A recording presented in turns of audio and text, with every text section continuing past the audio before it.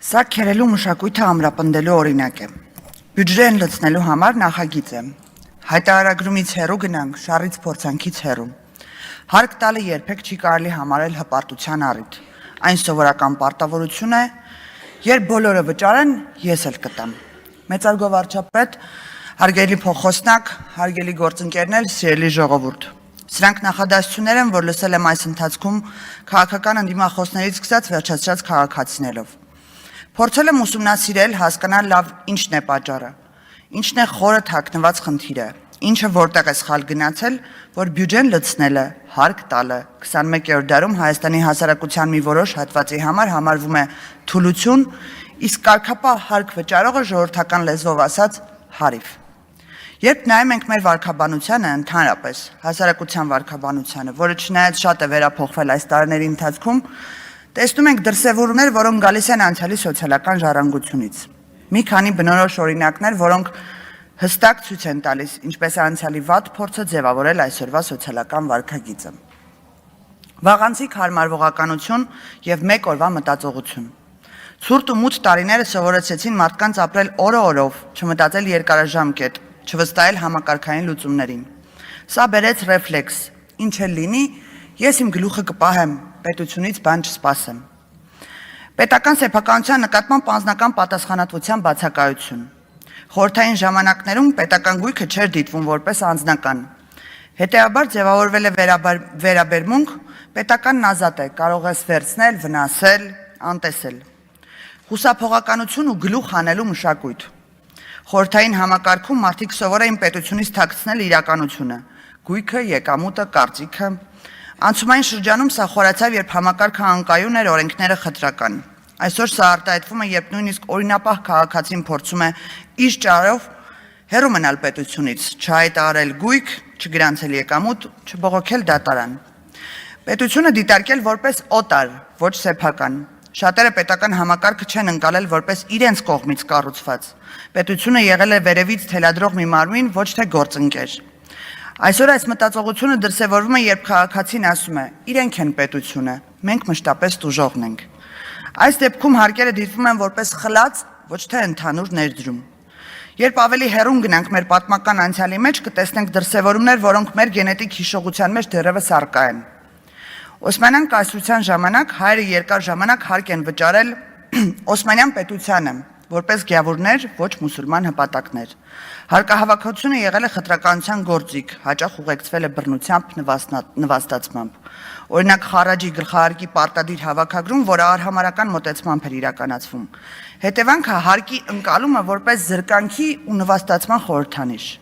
Պարսկական կայսրության ժամանակ հին եւ միջնադարյան շրջանում Հայաստանի որոշ հատվածներ գտնվել են պարսկական ազդեցության տակ, որտեղ հարկերը հավաքել են պետական կառավարիչները, հաճախ հարկադրաբար։ Պարսկական վարչական համակարգը նույնպես չէր ընդունում հայերին որպես լիարժեք իրավունքի կրող, այլ որպես հարկատու հպատակներ։ Հետևանքը հարկը որպես օտարի իշխանության դրսևորում, ոչ սեփական պետության պատասխանատվություն։ Տնտեսական ճնշում եւ պետական կառուցվածքի բացակայություն։ Հայ ժողովուրդը դարեր շարունակ պետականություն չունեցող, բայց մշակույթով հարուստ եւ կազմակերպված ազգ է եղել։ Այդ ինքնակազմակերպված կենսաձևը սովորեցրել է հույսը չդնել պետության վրա եւ հարկ վճարելու գաղափարը կապվել միայն իզորու ուժի պահանջի հետ, ոչ թե փոխհամաձայնության։ Հետևանքը մշակութային վարքագիծն է, պետությանը արժի հեռու պահել, որտեղ նա վտանգ է։ Ինչպես է սա պահպանվել սոցիալ-հոգեբանական մակարդակում։ Այս փորձառությունները սերունդների մեջ պահպանվում են պատմվածքների, ժեստերի, զգուշավորության, նաև լռության մշակույթի միջոցով։ Օրինակ, պետությանը ոչինչ մի պատմիր, գույքդ մի գրանցիր, եթե փող ունես, աչքից հեռու պահիր։ Սրանք միայն խրատներ չեն, դրանք վախի մշակութային փոխանցումներ են, որոնք գալիս են դարերի ընթացքում կուտակված իրական ռիսկերի պատմությունից։ Այս փորձառությունները կուտակվել են որպես կոլեկտիվ տրավմա, ոչ միայն անհատների մեջ, այլ սերնդեսերունդ փոխանցվող հիշողությունների ձևով։ Ինչ է սա նշանակում այսօրվա համար։ Հայաստանում պետության հանդեպ վերաբերմունքը միայն ներկա համակարգի խնդիր չէ։ Այն շերտավոր ժառանգություն է, որում միախառնվել են պատմական տրավմաները, մշակութային գենետիկ հիշողություններ, սերնդեսերունդ փոխանցվող վարքագծային կոդեր, իրավական ու քաղաքական անկայուն փորձառություններ անկախությունից հետո։ Այս վախերը չեն գործում մեկ առ մեկ, դրանք փոխկապակցված են։ Վախը անարդարությունից թույլատնում է վստահությունը, առաջացնում է վախ պետության նկատմամբ, խթանում է ինքնապաշտպանական վարքագիծ։ Սա մի շղթա է, որը չի կոտրվում պատժելով կամ միայն օրենք գրելով։ Այն պահանջում է հոգեբանական վերաբերմունքի փոփոխություն, համակարգային թափանցիկություն եւ սոցիալական վստահություն վերակառուցելու խորքային մոտեցում։ Ինչ անել։ Մենք պետք է ընդունենք, որ մեր ժողովուրդը պատմական տրավմա ունի։ Այդ տրավման պետք է ճանաչվի, ոչ թե անտեսվի։ Հիմա մենք չենք վճարում օտարին, մենք ներդրում ենք անում սեփական պետության զարգացման մեջ։ Պետք է ստեղծենք հպարտության նոր մշակույթ, հարկերը որպես ազատության խորհրդանիշ, ոչ թե հպատակության։ Ես վճարում եմ, որովհետև ես եմ այստեղի տերը։ Հիմա այս համատեքստում եկեք վերլուծենք, ինչ է համընդհանուր հայտարարագրման համակարգը։ Ես կիսվում եմ տեղեկատվությամբ իմ պետության հետ, ոչ օտար պետության, իմ տարեկան եկամուտների քանակով։ Ինչի եմ կիսվում, որպեսզի իմ պետությունը կարողանա հեշտ վերլուծի ինձ համար, իմ ընտանիքի համար, մեր բոլորի համար սոցիալական աջակցության ծրագրերը ինչպես ավելի թիրախային իրականացնի, ինչպես ավելի լավ հարկային համակարգ ստեղծի։ Ինչ է տալու դա ինձ։ Ես տեսնելու եմ, ինչպիսին է իմ տարեկան ներդրումը թվային ցուցանիշներով, մեր մեծ ընտանիքի կյանքը բարելավել, ինչպես եմ մասնակցել բյուջեի ձևավորմանը։ Հարկ տալը երևի թե միակ երևույթն է, որը ապահովում է բոլորիս միասնականությունը։ Մենք բոլորս միասին ենք կառուցում մեր պետությունը, ոչ օտարի մեր պետությունը, եւ ամեն մեկս մեր ներդրումն ենք ունենում դպրոցի, մանկապարտեզի, ճանապարհի կառուցմանը։ Ես հարկ տալով հոգ եմ տանում ոչ միայն իմ, այլ նաև մյուսների կյանքի բարեկեցության համար։ Ես հարկ տալով իմ ներդրումն եմ ունենում այն հավելյալ 4.2 միլիարդ դրամի մեջ, որը հավաքագրվել էր 2018-ից 24 թվականի ընթացքում։ Ես հարկ չեմ տալիս միայն նրա համար, որ պետական ապարատի որևէ պաշտոնյա աշխատավարձ ստանա։ Իմիջիալոց թվային տվյալներով 23-24 թվականներին ամբողջ բյուջեի ընդամենը 8-9%-ն է ապահովում ամբողջ պետական համակարգի աշխատավարձային ֆոնդը եւ գործունեությունը, բայց 42%-ը ուղղվում է հիմնականում սոցիալական ծախսերի վրա։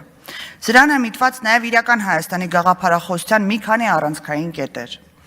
Հայրենիքը պետությունն է, սիրում ես հայրենիքդ, ուժեղացրու պետությունդ։ Այստեղ պետություն, այստեղ հաց, այստեղ հայրենիք, այստեղ կաց։ Ժողովուրդը պետությունն է ստեղծում, որպես բարեկեցության գործիք։ Հարստացիր եւ հարստացրու։ Հայաստանն իմ օջախն է, ժողովուրդն իմ ընտանիքն է։ Հայաստանի ապագան կախված է մեկ մարդուց եւ այդ մեկ մարդը դու ես։ Երջանիկ անհատ, հոգատար հանրություն, հզոր պետություն։ Այս բոլոր կետերը առանցքային նրանց բացվածքը ուղղված են հենց այս տրավմաների վերափոխմանը։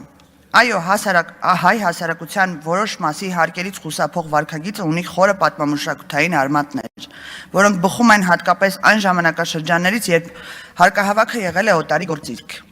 Այս պատմական հիշողությունը հնարավոր է վերածել ուժեղանալու գործիքի, եթե պետությունը ընդունի անցյալի վերքերը եւ կառուցի վստահություն ներկայով։ Եվ ամենակարևորը, մենք պետք է հասկանանք, հարկ վճարելը պետք է դառնա ազգային արժեհամակարգի մաս, ոչ թե վախից, ոչ թե պատժից, այլ հպարտությամբ, արդարության զգացումով եւ հավատով, որ մենք միասին ենք կառուցում Հայաստանի ապագան։ Ես հավատում եմ, մենք ունենք այդ ուժը, ու մենք այս խորհրդարանում